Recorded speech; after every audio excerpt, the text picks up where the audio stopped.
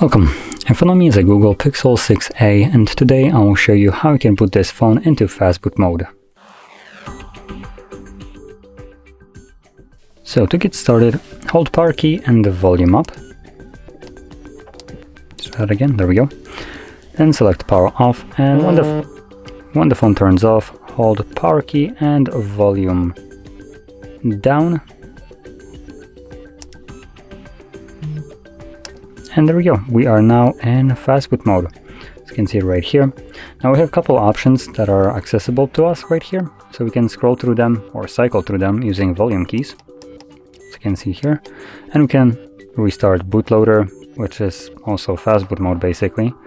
We can enter recovery mode, we can enter rescue mode.